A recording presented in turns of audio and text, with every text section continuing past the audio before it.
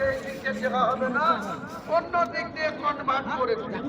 এত কিছু অসহযোগিতা করার পরেও আমরা 4 লক্ষ মানুষের উপস্থিতিতে রাস্তায় 4 লক্ষ লোক দাঁড়িয়েছিল। আমরা আল্লাহ আমাদের কাছে রহমত করেছেন, আল্লাহ আমাদের হিদায়াত দিয়েছিলেন, তাই আমরা করতে পারি। এখনো চক্রান্ত চলছে। আমি বাবরি মসজিদ দিয়ে রাজনীতি করতে চাইনি, করব না, কিন্তু কোন ব্যক্তি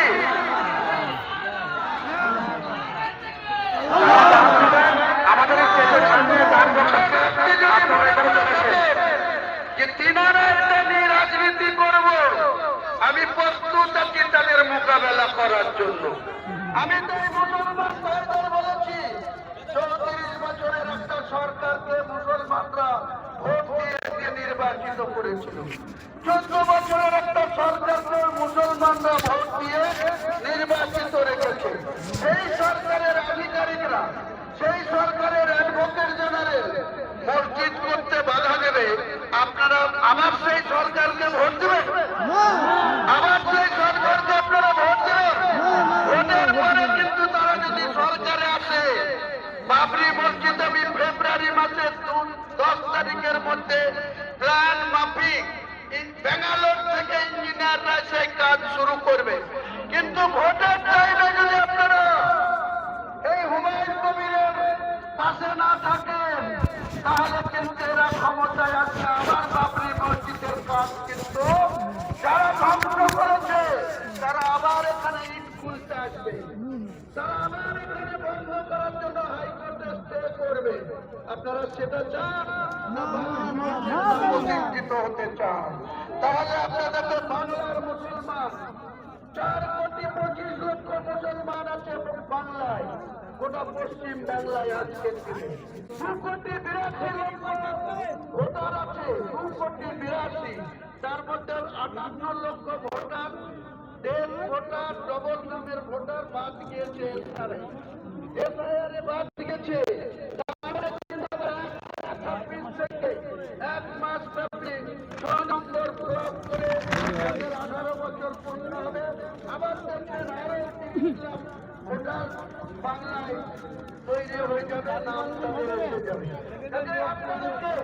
আমি আমার ব্যক্তিগত স্বার্থের জন্য বলবো না, কিন্তু আজকের দিনে ভারতবর্ষ নয়, রেজভি সাহেব বলছিলেন পাশের বাংলাদেশ 20 কোটি মানুষ বাস করে, তার মধ্যে 2 কোটি অমুসলিম হিন্দু ভাইরা, 18 কোটি মুসলমান, 15 কোটি মুসলমান দোয়া করছে বাবরি মসজিদের জন্য।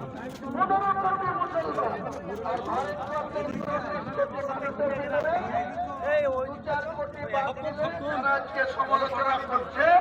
বাবরি মসজিদ যখন হয়ে যাবে তারাও দেখবেন এখানে নামাজ পড়তে আসবে। আমি তাদেরকে আল্লাহ নিশ্চয়ই হেদায়েত দেবে এবং নিশ্চয়ই এই মসজিদের তারাও একদিন জুম্মার নামাজ পড়তে আসবে, তাদের 5 ওয়াক্তের নামাজ পড়তে আসবে।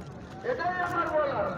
আমরা রাজনীতি ধর্ম নিয়ে করতে চাই না, কিন্তু ভারতবর্ষ যারা চালাচ্ছে তারা তো ধর্ম নিয়ে রাজনীতিতে বসে আছে।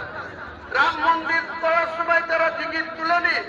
আমাদের এই এলাকা থেকে একটা করে শিলা পুজোর ইট নিয়ে লক্ষ্যতে যায়নি, অযোধ্যায় যায়নি। আপনারা দেখেননি রাজনীতি ছিল না, সেটার মধ্যে রাজনীতি ছিল না। আজকে আমাদের সমালোচনা করা হচ্ছে যে মসজিদের নামে আমরা রাজনীতি করছি। তুমি বাধা দিলে 100 বার রাজনীতি দিয়ে তোমার বাধার মোকাবেলা করবো আমরা, 100 বার মোকাবেলা করবো। একজন মুসলিম আক্রান্ত হলে তার পাশে দাঁড়ানো আমাদের কোরআন বলেছে, শেষ নবী সাহেব বলেছে। রিজভি সাহেবরা প্রতিদিন 3 ঘন্টা 4 ঘন্টা করে নিজের রক্ত পানি করে ওয়াজ নসিহত করে মুসলিম সমাজকে নিজের পায়ে দাঁড়ানো, হালাল রুটি খাওয়া, হারাম থেকে বিরত থাকার জন্য প্রতিনিয়ত করছে। আমরা কিছু কিছু লোক এখনো সেসব একটা নিজের আর একটা নিজের বের করেছে। এটা মুসলমান সমাজকে আরো বেশি নিজের সংযত এবং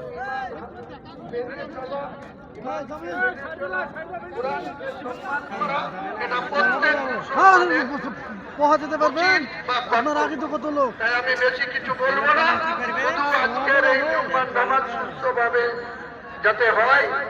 আর আমি আমাদের রিয়াজুল্লাহ কারি সাহেব বা আমাদের যে কমিটি আছে তাদেরকে বলবো, দুবার রিয়াজুল্লাহ কারি সাহেব করেছেন, এবার যিনি খুতবা পড়েছেন তিনি পড়বেন, কিন্তু নামাজটা যাতে আমাদের আমিনউদ্দিন রিজভী সাহেব পড়েন, তার জন্য আমার ট্রাস্টির পক্ষ থেকে কমিটিকে আবেদন করছি।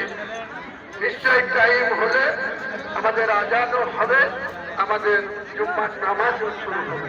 সবাই সুস্থভাবে নামাজের জায়গায় চলে যান, আস্তে আস্তে চলে যান।